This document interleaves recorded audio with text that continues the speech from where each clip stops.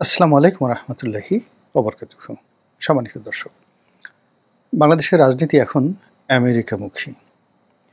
অবশ্যই আমেরিকামুখী এই রাজনীতি সবসময় ছিল, সেই পাকিস্তান জমানা থেকে। মধ্যিখানে দিল্লি এবং পিন্ডি আমাদের রাজনীতিতে খুবই গুরুত্বপূর্ণ হয়ে পড়েছিল।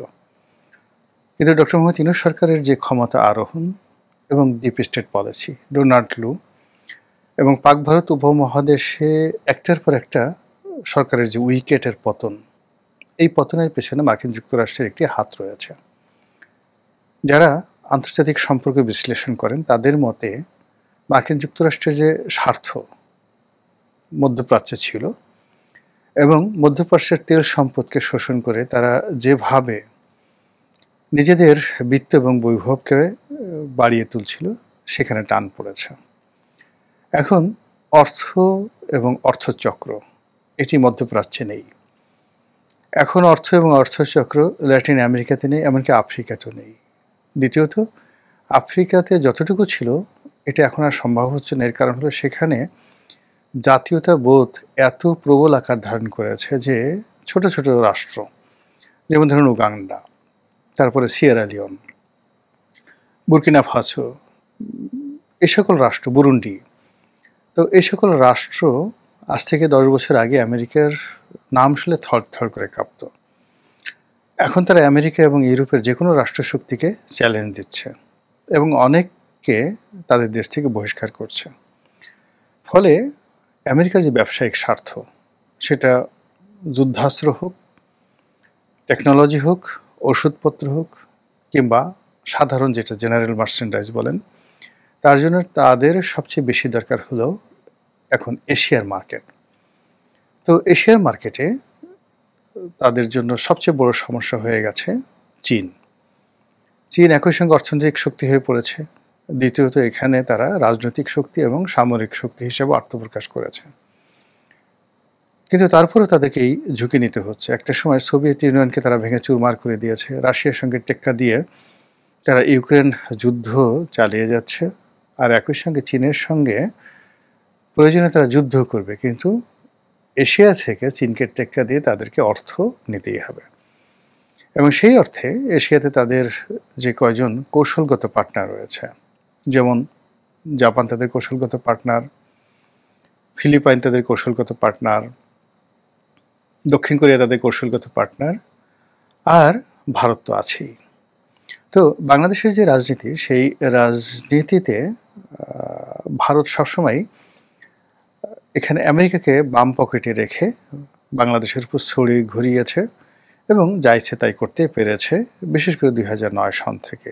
আরও স্পষ্ট করে বললে 11টা ঘটিয়েছে মূলত ভারত, এবং এর পিছনে আমেরিকার হাত ছিল।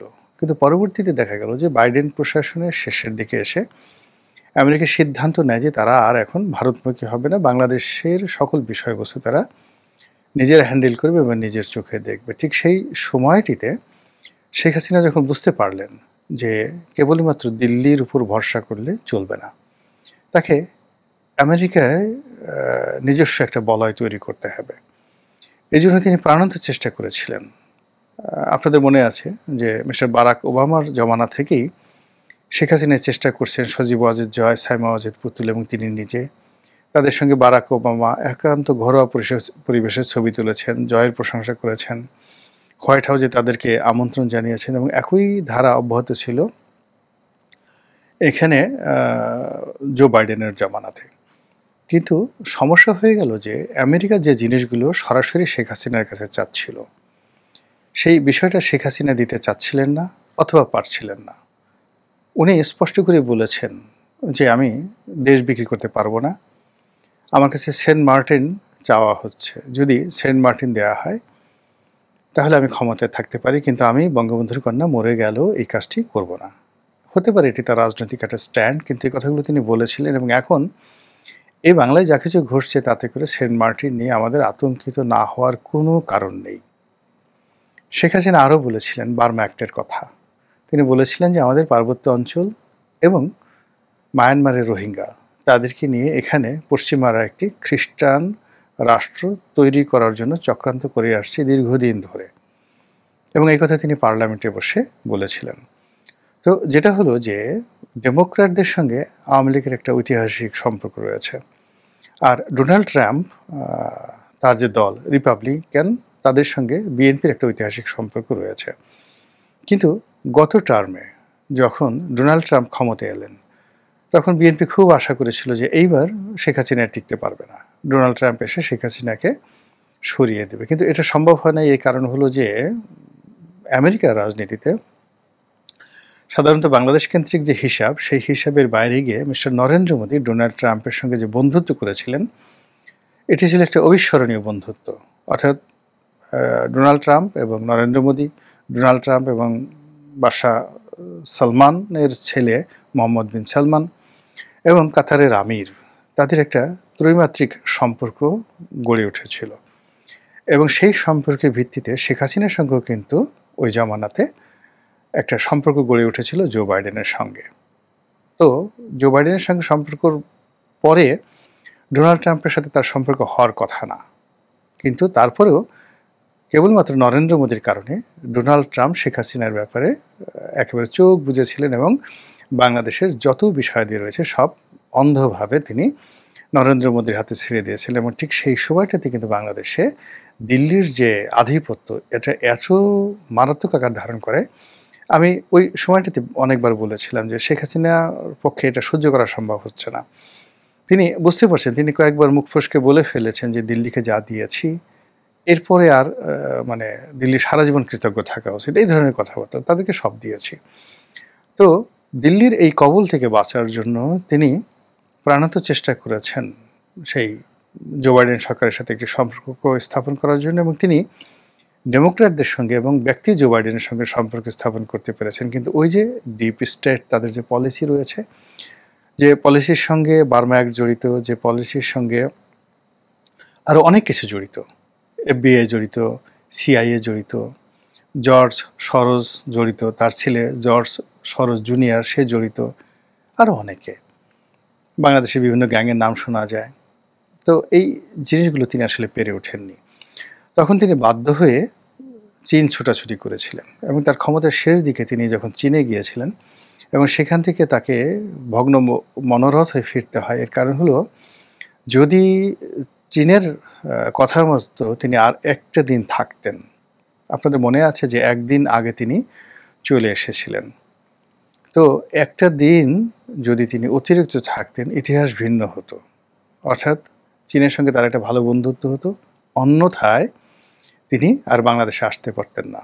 এর আগেই দিল্লি দুর্ঘটনা ঘটিয়ে ফেলতো, এরকম একটা ঘটনা। ফলে তিনি বাংলাদেশে যখন এসেছিলেন তখন বিধ্বস্ত, এবং তখন ওই সময়টাতে কোটা বিরোধী আন্দোলন তুঙ্গে, এবং তিনি এসে যখন মানে অসংলগ্ন এবং আনমনোয়া অবস্থায় সেই রাজাকারের নাতিপুতি, রাজাকারের বাচ্চা কাচ্চা বলে গালিগালাজ করলেন, আর তখন পুরো পরিস্থিতি একেবারে বারুদের মতো নিয়ন্ত্রণের বাইরে চলে গেল। যাই হোক, এখন তিনি দিল্লিতে আছেন। দিল্লির সঙ্গে তার যে অভিমান ছিল, বা দিল্লির তার ব্যাপারে যে অভিমান ছিল, এটা এখন উভয় পক্ষের মধ্যে সেই অভিমানটা নেই। শেখ হাসিনা বুঝে গেছেন তার কি করা উচিত, আর দিল্লিও এই গত এক বছর বুঝে গেছে যে শেখ হাসিনাবিহীন বাংলাদেশে ভারতের অবস্থা কি হতে পারে।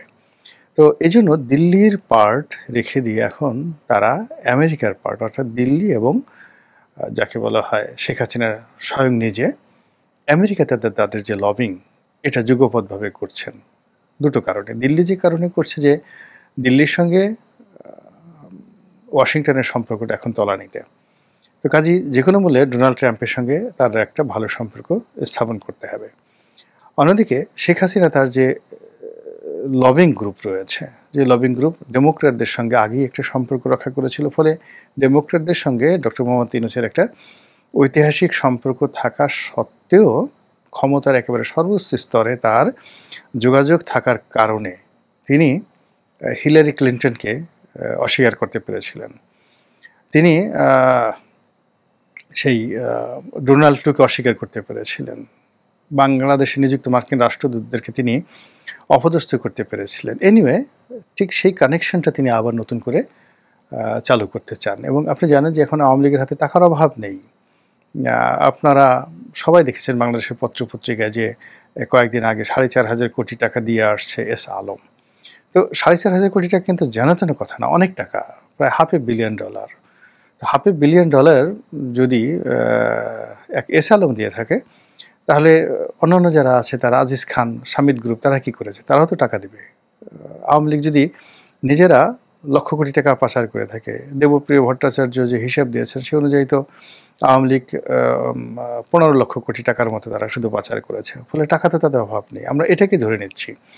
আর আমেরিকা এমন একটা সমাজ, এই সমাজে টাকা হলে সব কিছু করা সম্ভব। ডোনাল্ড ট্রাম্পকে যদি আপনি নাচতে বলেন টাকা দিয়ে, তিনি নাচবেন। আপনি যদি টাকা দেন, তাহলে আপনি ওই আমেরিকার সেই পেন্টাগনের মধ্যে অনেক কিছু ঘটিয়ে দিতে পারেন। ওটা এরকম একটা সোসাইটি। তো এখন আওয়ামী লীগ সেই যে টাকা খরচ করছে, সেই খরচ করার ফলে আপনি দেখুন যে গত 1 বছরের মধ্যে আওয়ামী লীগের লোকজন যেভাবে আমেরিকাতে জায়গা করে নিয়েছে, এবং এই ডক্টর মোহাম্মদ ইউনূসের যে আমেরিকা ভ্রমণ, এই ভ্রমণের সময় যে কাণ্ড একের পর এক তারা করে যাচ্ছে, এটা আমরা আসলে কল্পনা করতে পারিনি।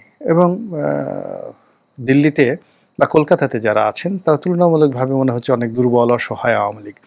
কিন্তু যারা লন্ডনে রয়েছেন কিংবা যারা আমেরিকাতে রয়েছেন, তাদের ভাবসাব দেখে মনে হয় যে এখনও শেখ হাসিনা ক্ষমতায় রয়েছে, আওয়ামী লীগ ক্ষমতায় রয়েছে। এবং তাদের এই দাপট দেখে বাংলাদেশে যারা আছেন, বিএনপির যারা লোকজন রয়েছেন, তারা তো হিংসে মরে যাচ্ছেন যে এদেরকে আর ছাড়া যাবে না, এরা খুব খারাপ, এরা মরে গেলে এদের চরিত্র মানে যাকে বলে নষ্ট হবে না, বা এদের চরিত্র বদলাবে না, এদেরকে যেখানে পাবো সেখানে পাড়িয়ে মারবো, যেভাবে পারবো সেভাবে ধরবো, এরকম হুমকি ধামকি দিচ্ছে। কিন্তু সব কিছুর ঊর্ধ্বে কিন্তু তারা, অর্থাৎ আওয়ামী লীগের যারা লোকজন, তারা কিন্তু তাদের কাজকর্ম খুব সিস্টেমেটিক ওয়েতে করে যাচ্ছে। এবং সেই সিস্টেমেটিক করার কারণে সত্যিকার অর্থে ডক্টর মোহাম্মদ ইউনূসের সঙ্গে আমেরিকার যে অন্দরমহলের সম্পর্ক ছিল, it's not a political, state পর্যায়ে ডিপ স্টেট যে থিওরিটা বা পলিসিটা, এটা হলো মার্কিন যুক্তরাষ্ট্রের একটা রাষ্ট্রীয় পলিসি। সেই পলিসি অনুযায়ী তারা এখানে বার্মা অ্যাক্ট করবে, তারা এখানে বাংলাদেশ সম্পর্কে যে কাজগুলো করবে, এই যে ডিপি ওয়ার্ল্ডকে নিয়োগ দেওয়া, চট্টগ্রাম বন্দর, যা কিছু আমরা দেখছি, এগুলো সবই মার্কিনের যুক্তরাষ্ট্রের যে রাষ্ট্রীয় পলিসি, রাষ্ট্রীয় পলিসির অন্তর্ভুক্ত। আবার অন্যদিকে সরকারের কথাগুলো, যে সরকার যখন ক্ষমতা আসে তার কতগুলো পলিটিক্যাল এজেন্ডা থাকে। যেমন এই যে ডোনাল্ড ট্রাম্প আমেরিকা ফার্স্ট নীতিতে একটার পর একটা শুল্ক আরোপ করে যাচ্ছে। তো সেই দিক থেকে ডোনাল্ড ট্রাম্পের সঙ্গে তাদের যে সম্পর্ক, অর্থাৎ আওয়ামী লীগের সম্পর্ক, এটা নরেন্দ্র মোদী এবং ভারতের মাধ্যমে করার চেষ্টা করছে।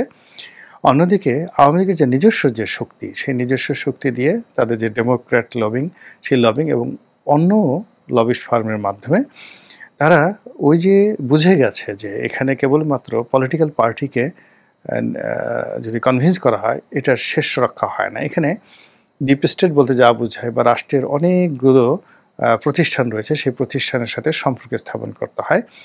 সেই কাজটি আওয়ামী লীগ কিন্তু শুরু করে দিয়েছে, এবং এটা আপনাদেরকে বুঝতে হবে এবং বাংলাদেশ থেকে বুঝতে হবে। আপনি দেখার চেষ্টা করুন, বোঝার চেষ্টা করুন। শেখ হাসিনার যে পতনটা হলো একেবারে ড্রামাটিক্যালি, আপনার কি মনে হয় না যে সিভিল সার্ভিস বা অন্যান্য যে সকল আমলাতন্ত্র রয়েছে, তাদের সঙ্গে আমেরিকার একটা ভালো সম্পর্ক ছিল, কিংবা আন্দোলনকারীদের একটা সম্পর্ক গড়ে উঠেছিল?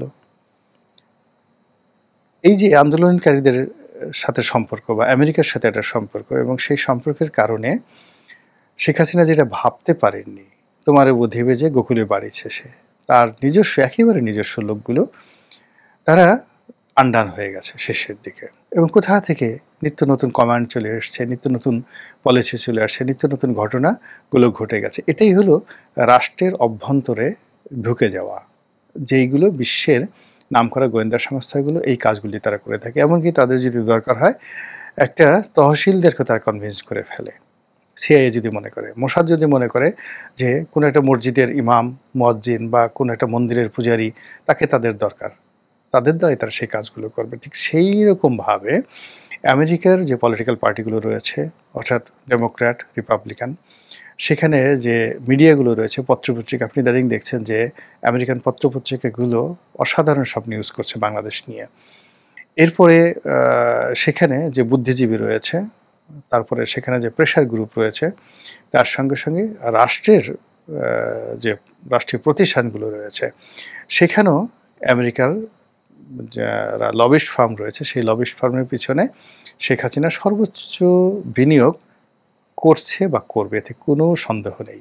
কাজে এই যে ডক্টর মোহাম্মদ ইউনূস আমেরিকাতে গেলেন, তাকে ডিম মারা চেষ্টা করা হলো, তার লোকজনদের থেকে তাকে আলাদা করা হলো, তার হোটেলে তাকে সবসময় একটা ভয়ের মধ্যে রাখা হচ্ছে এবং তার উপর যে চাপ প্রয়োগ করছে, এটা জাস্ট নস্যি। এটা এখানেই শেষ হবে না। এরপরে আরও অনেক কেচ্ছা বাকি, আরও অনেক কাহিনী বাকি, এবং সেটা দেখার জন্য আপনাকে আমাকে আরও অপেক্ষা করতে হবে। মহান আল্লাহ আমাদের সবাইকে হেদায়েত দান করুন এবং হেফাজত করুন। আসসালামু আলাইকুম ওয়া রাহমাতুল্লাহি ওয়া বারাকাতুহু।